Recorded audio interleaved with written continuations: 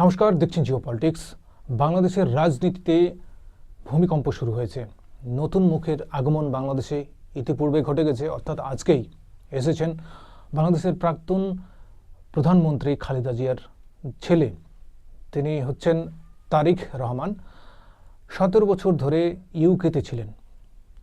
কেন তিনি ইউকেতে ছিলেন? কারণ 2008 অথবা 7-এর দিকে তাদের ওপর এলিগেশনস ছিল এবং এই এলিগেশনসের ভিত্তিতে তাদেরকে জেলে পুড়ে দেয় শেখ হাসিনা সরকার, অর্থাৎ প্রাক্তন প্রধানমন্ত্রী খালেদা জিয়া এবং তার ছেলে দুজনকেই।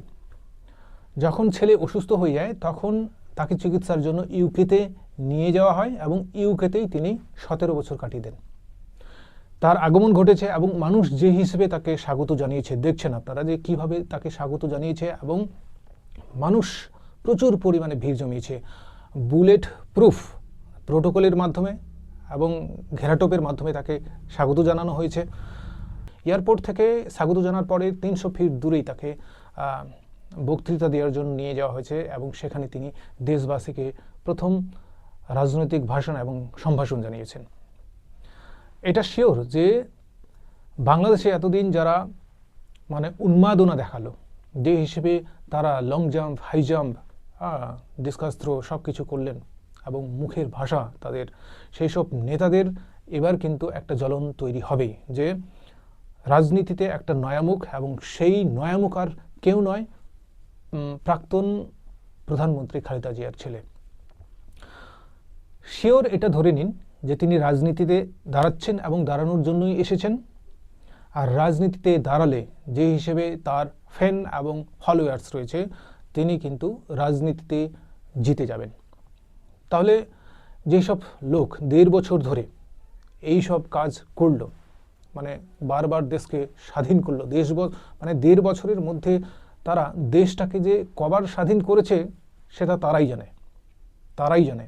এবং যে হিসেবে ভারত বিদেশি এবং ভারতকে ভেঙে দেওয়ার টুকরো টুকরো যে ভাষণ তারা দিতেন, এই ভাষণ তো শোনা গেল ওই পাতি নেতাদের কাছ থেকে।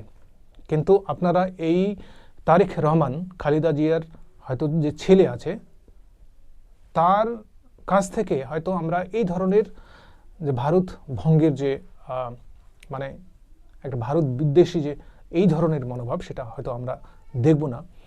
কিন্তু মানুষ যে হিসেবে তাকে চাচ্ছে, যে হিসেবে মানুষ আজকে সম্বোধন তাকে করেছেন, তাতে এটা বোঝাই যায় যে ইনি এখন ফিগারে রয়েছেন, হেডলাইনে রয়েছেন, যে এই মানুষটি যদি ইলেকশনে দাঁড়ায় তাহলে শিওর জিতে যাবেন।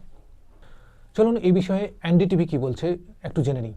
Thousands of people in Bangladesh took to the streets on Thursday to welcome Bangladesh Nationalist Party BNP acting chairman Tariq Rahman, who landed in Dhaka, ending more than 17 years of self-exile in the United Kingdom.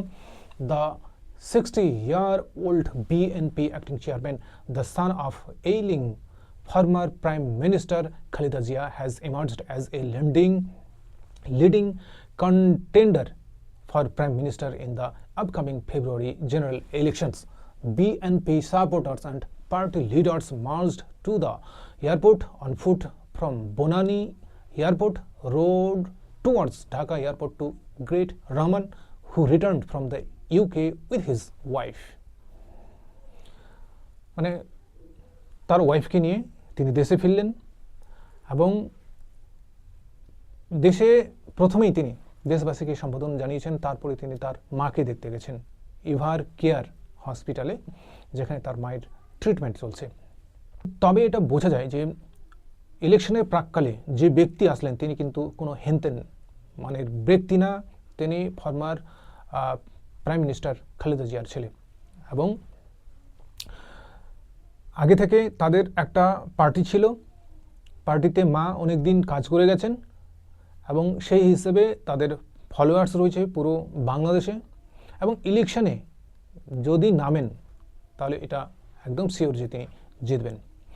অপরদিকে এটাও বলা যায় যে এই মুহূর্তে বিভিন্ন protocol মেনে যদি বাংলাদেশে আবার শেখ হাসিনার ছেলেও ঢুকে যায়, জানি না তিনি আসবেন কি আসবেন না, কিন্তু শেখ হাসিনার ছেলেও যদি ঢুকে যায় বিভিন্ন প্রোটোকলকে সামনে রেখে, সজীব ওয়াজেদ তিনিও কিন্তু ইলেকশনে দাঁড়াবেন, এবং ইলেকশনে দাঁড়ালে আবার সেই আগের মতো আরেকটা কন্টেস্ট দুই পার্টির মধ্যে শুরু হবে। কিন্তু বাকি যারা কিলবিল করছেন, এই যে বিভিন্ন ধরনের স্ল্যাং ল্যাঙ্গুয়েজ ইউজ করছেন, বিভিন্ন ধরনের মানে উদ্ভট ব্যবহার করছেন, ঠিক আছে, এইসব নেতাগুলো একেবারে তৃতীয় সারিতে পড়ে যাবে। তাদের হাদি ই রিক্সাতে প্রচার করেছে তার 2000 এই ডিসেম্বরের 12 তারিখে তিনি, ইলেকশন ঘোষণা হলো 11 তারিখে, 12 তারিখে তিনি প্রচারে নামলেন। ই রিক্সায় প্রচার করছেন ভাই, ই রিক্সায় প্রচার করছেন। ওই লোকের মানে বুঝতে পারছেন, ফ্যান ফলোয়ার্স আছে ওটা আলাদা ব্যাপার, কিন্তু ইলেকশন এখানে তো সবাই নতুন নতুন যারা পার্টি আছে তারা তো সবাই এখানে মানে মারামারি হাড্ডাহাড্ডি করছে, ঠিক আছে। কিন্তু একমাত্র খালেদা জিয়ার পার্টি এবং শেখ হাসিনার পার্টি, যে পার্টিগুলো আগে থেকেই বাংলাদেশে আছে, সেই পার্টিগুলোর যদি প্রথম সারির যারা নেতৃত্ব দেওয়ার মতো লোক তারা যদি ফিরে আসে, তারাই জিতবেন। মানুষ 1.5 বছরে অনেক কিছু দেখে ফেলেছে, যে এইসব আংফাং যারা এই উদ্গান্ডু টাইপের ছেলে, যারা রাজনীতিকে হয়তো বোঝেন না, তারা 1.5 বছরে বাংলাদেশটাকে কোন জায়গায় নিয়ে গেছেন, মানুষ কিন্তু সেটা ভুলবে না। ধন্যবাদ এই প্রতিবেদন দেখার জন্য। যদি আপনাদের ভালো লাগে অবশ্যই চ্যানেলটি সাবস্ক্রাইব করবেন।